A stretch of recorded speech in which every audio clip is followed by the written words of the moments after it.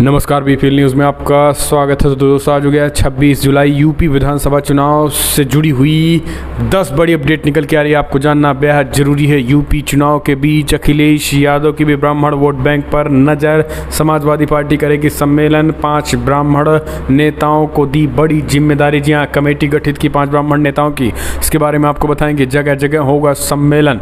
दूसरी बड़ी अपडेट में बताएंगे, किसानों ने बीजेपी नेताओं को दी चेतावनी, 15 अगस्त तक नहीं फहराने देंगे तिरंगा। बोले झंडे फहराने लायक नहीं है। पश्चिमी यूपी में विरोध करेंगे, विधानसभा चुनाव हराएंगे, राकेश टिकैत का ऐलान।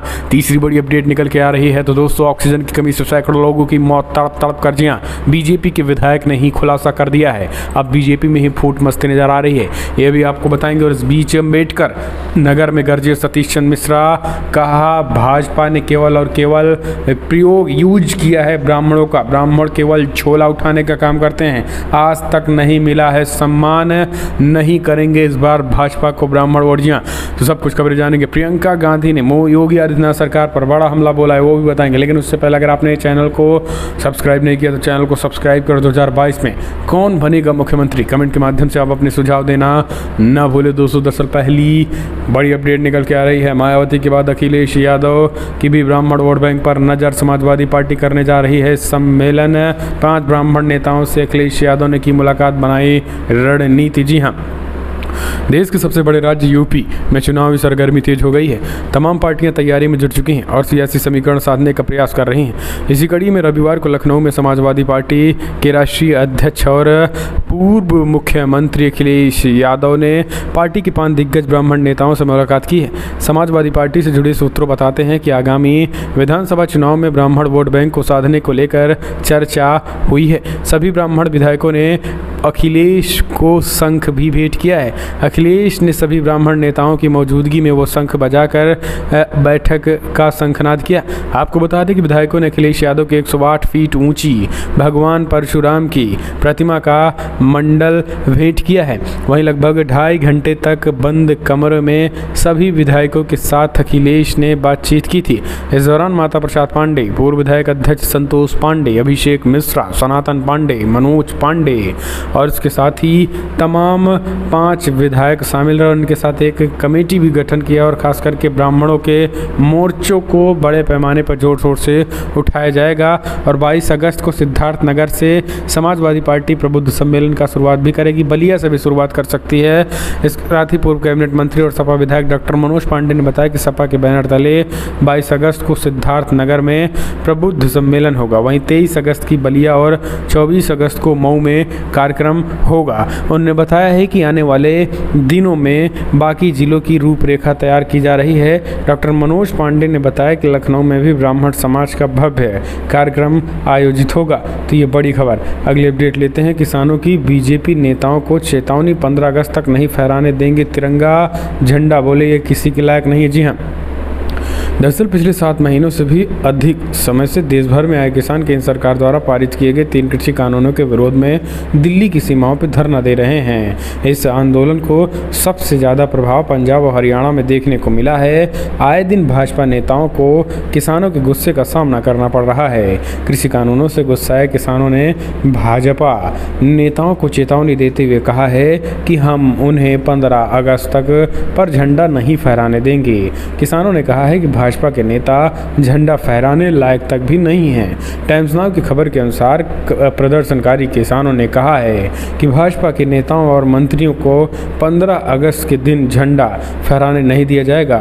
साथ ही किसानों ने कहा है कि पूरे हरियाणा में बड़ा प्रदर्शन भी आयोजित किया जाएगा। किसानों ने कहा है कि भाजपा के नेता झंडा फहराने के लायक नहीं हैं। किसानों ने हरियाणा में ट्रैक्टर परेड निकालकर भाजपा नेताओं को काले झंडे दिखाने का ऐलान कर दिया है। अगली अपडेट लेते हैं, बिहार एनडीए के सहयोगी मुकेश सहनी को योगी सरकार ने एयरपोर्ट पर रोका, पोस्टर और होर्डिंग्स भी लगाए। दरअसल बिहार सरकार में मंत्री और विकासशील इंसान पार्टी के अध्यक्ष मुकेश सहनी को पुलिस ने वाराणसी एयरपोर्ट पर ही रोक लिया। उनके स्वागत में लगाए गए बैनर पोस्टर को भी प्रशासन ने हटा दिया। उनकी पार्टी के कुछ नेताओं को होटल में ही नजरबंद कर दिया गया। पार्टी की तरफ से रामनगर में फूलन देवी की प्रतिमा को स्थापित किया जाना था। मुकेश सहनी के वाराणसी पहुंचने से पहले ही एयरपोर्ट पर भारी संख्या में पुलिस बल तैनात कर दिया गया। एयरपोर्ट की तरफ आने वाले वाहनों को भी प्रशासन की तरफ से रोक लिया गया। मुकेश सहनी जैसे ही वाराणसी पहुंचे, प्रशासन की तरफ से उन्हें दिल्ली भेजने की तैयारी शुरू कर दी गई, लेकिन दिल्ली के लिए कोई विमान नहीं होने के कारण उन्हें कोलकाता भेज दिया गया। कार्यक्रम के रद्द हो जाने को लेकर कार्यकर्ताओं में काफ़ी आक्रोश देखने को मिला है। बताते चले कि कार्यक्रम को लेकर वाराणसी और आसपास के कार्यकर्ता पहुंचे थे। वहीं कंटेनमेंट रिमांड रमांडा होटल में मौजूद पार्टी के राष्ट्रीय प्रवक्ता राजीव मिश्र, युवा नेता संतोष सहनी, अनुराग सिंह, आनंद मधुकर यादव ने कहा है कि उनके नेता पुलिस से एयरपोर्ट पर ही रोका है। अगली अपडेट लेते हैं दोस्तों। ऑक्सीजन की कमी से सैकड़ों लोगों की तड़प कर गई जान, भाजपा के विधायक का बड़ा बयान। दरअसल यूपी के हरदोई जिले के गोपामऊ से बीजेपी विधायक श्याम प्रकाश ने एक बार फिर से सोशल मीडिया पर एक कमेंट करके अपनी ही सरकार को कटघरे में खड़ा कर दिया है। रविवार को उन्होंने अपने फेसबुक पर एक पोस्ट पर कमेंट लिखा कि आपने सच बोला, मैं आपसे सहमत हूँ। ऑक्सीजन की कमी से सैकड़ों लोग तड़प कर मर गए हैं। उन्होंने आगे कहा है कि विधायक राजकुमार अग्रवाल सहित लाखों लोगों का दर्द किसी को नहीं दिखाई पड़ता। मालूम हो कि हाल ही में केंद्र सरकार ने राज्य के आंकड़ों के हवाले से बताया था कि देश में दूसरी लहर के दौरान किसी भी ऑक्सीजन की कमी से जान गई है। इसके बाद सोशल मीडिया पर सरकार के बयान की आलोचना भी हुई थी। तो ये बड़ी खबर। अगली अपडेट लेते हैं। दिल्ली में अखिलेश यादव ने क्यों की आरएलडी प्रमुख जयंत चौधरी से मुलाकात। जी हाँ, अब अंदर की बात समझिए। दरअसल यूपी विधानसभा चुनाव से पहले समाजवादी पार्टी के प्रमुख अखिलेश यादव एक्शन मोड में आ गए हैं। एक तरफ जहां उन्होंने उन्नाव से योगी सरकार को घेरने के लिए रथ यात्रा की शुरुआत कर दी है, तो दूसरी ओर चुनाव से पहले छोटे छोटे दलों से गठबंधन करने के लिए बातचीत। इसी परिप्रेक्ष्य में रविवार को अखिलेश यादव ने रालोद प्रमुख जयंत चौधरी से मुलाकात की और भविष्य की संभावनाओं पर चर्चा की है। दिल्ली में सपा प्रमुख अखिलेश यादव ने आरएलडी प्रमुख जयंत चौधरी से मुलाकात की। अखिलेश यादव ने सबसे पहले स्वर्गीय चौधरी अजीत सिंह को श्रद्धांजलि दी और इसके बाद दोनों नेताओं ने विधानसभा चुनाव से पहले की रणनीति को लेकर आपस में चर्चा भी की थी। अखिलेश यादव पहले ही विधानसभा चुनाव में बड़े दलों से गठबंधन को लेकर स्पष्ट कर चुके हैं कि उनके साथ गठबंधन नहीं करेंगे, और लेकिन छोटे छोटे दलों के साथ गठबंधन बनाकर ये चुनाव में जरूर जाएंगे। हम चलते हैं अगले अपडेट। 2022 चुनाव में अयोध्या से लड़ सकते हैं सीएम योगी। चुनाव मौजूदा विधायक सीट छोड़ने को भी है तैयार। दरअसल आपको बता दें कि 2022 में होने वाले विधानसभा चुनाव में सीएम योगी अयोध्या से चुनाव लड़ सकते हैं। सीएम योगी के लिए अयोध्या में विधायक सीट छोड़ने की बात कही है। राजनीतिक गलियारों में इस तरीके की अटकल लगनी शुरू कर हो गई है। हालांकि इस बात में कितनी सच्चाई है, अब इसकी पुष्टि नहीं हो पाई। दरअसल रविवार को सीएम योगी के आगमन के दौरे से विधायक वेद प्रकाश गुप्त सीएम योगी के विधानसभा चुनाव लड़ने को लेकर सवाल पूछा गया था। अयोध्या से सीएम योगी के चुनाव लड़ने के सवाल पर विधायक ने खुशी जता दी। विधायक ने कहा है कि मुख्यमंत्री अगर अयोध्या से चुनाव लड़ते हैं तो उनके लिए अयोध्या की सीट छोड़ने को तैयार हैं। और उन्होंने कहा था कि सीएम योगी को अयोध्या से चुनाव लड़ना अयोध्या वासियों के लिए गर्व की बात होगी। हालांकि बाद में उन्होंने कहा है कि 2022 में कौन कहां से चुनाव लड़ेगा ये पार्टी तय करेगी। और उन्होंने आगे कहा है कि सीएम योगी और अगर अयोध्या से चुनाव लड़ते हैं तो वो उनके लिए प्रचार भी करेंगे।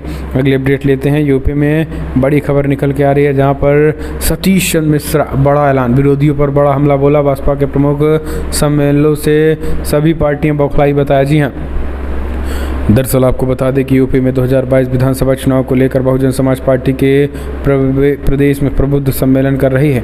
बसपा महासचिव सतीश चंद्र मिश्रा ने विरोधियों पर तंज कसते हुए कहा है कि बसपा के प्रबुद्ध सम्मेलन ने प्रदेश की सभी पार्टियां बौखला गई हैं। इसके साथ ही अब समाजवादी पार्टी भी प्रबुद्ध सम्मेलन करने का ऐलान किया। आपको बता दें कि बसपा सचिव सतीश चंद्र मिश्रा अयोध्या के बाद अम्बेडकर नगर में लगातार 3 प्रबुद्ध सम्मेलन करके बसपा ने सभी पार्टियों में खलबली मचाई। सतीश चंद्र मिश्रा ने कहा है कि बसपा के प्रबुद्ध सम्मेलन के बाद मुख्यमंत्री योगी आदित्यनाथ खुद अयोध्या पहुंच गए, भाजपा के ब्राह्मणों को सम्मेलन करने के निर्देश दिए। इतना ही नहीं, अब समाजवादी पार्टी भी अगस्त महीने से ब्राह्मण सम्मेलन करने का ऐलान करके साबित कर दिया है कि बसपा प्रबुद्ध सम्मेलन का खौफ सभी दलों में दिखाई पड़ने लगा है। और इस दौरान मीडिया पर भी हुई सरकार पे हल्ला बोलते हुए कहा है कि जो निडर होकर सत्यता दिखाता रहा है उसे समाचार पर रेड के जरिए हमला कर दिया जा रहा है और ब्राह्मणों के चैनलों को ही टारगेट किया जा रहा है। योगी सरकार में ये भी उन्होंने हमला बोल दिया। अगली अपडेट, प्रियंका गांधी का केंद्र सरकार पर निशाना। कहा सरकार के पास शहीद किसानों का आंकड़ा नहीं, कृषि कानून तत्काल हो रद्द। जी हां, पिछले साल से तीनों कृषि कानूनों के खिलाफ दिल्ली की सीमाओं पर आंदोलन के दौरान जान गंवाने वालों किसानों का रिकॉर्ड नहीं होने के केंद्र सरकार के बयान के बाद कांग्रेस नेता प्रियंका गांधी ने सरकार पर निशाना साधा है। उन्होंने आरोप लगाया है कि सरकार लगातार किसानों का अपमान ही कर रही है और कहा है कि कानूनों को निरस्त करना चाहिए। कृषि मंत्री नरेंद्र सिंह तोमर ने शुक्रवार को संसद को बताया है कि केंद्र के 3 नए कृषि कानूनों के खिलाफ साल 2020 से दिल्ली की सीमाओं पर आंदोलन के दौरान मृत किसानों के बारे में सरकार के पास कोई रिकॉर्ड नहीं है। कांग्रेस महासचिव प्रियंका गांधी ने ट्वीट किया है, भारतीय जनता पार्टी बीजेपी के नेतृत्व वाली केंद्र सरकार ने संसद में कहा है कि न तो उनके काले कृषि कानूनों पर किसानों की मंशा जानने की कोशिश हुई और न ही उनके पास शहीद किसानों का कोई आंकड़ा है। अपने खरबपति मित्रों का चश्मा लगाकर आंखों का पानी मार चुकी ये सरकार बस किसानों का अपमान किए जा रही है। तो ये बड़ी अपडेट। हम चलते हैं अगली खबर लेते हैं दोस्तों। बड़ी खबरों में इतना ही, लेकिन अगर आपको वीडियो पसंद आए तो लाइक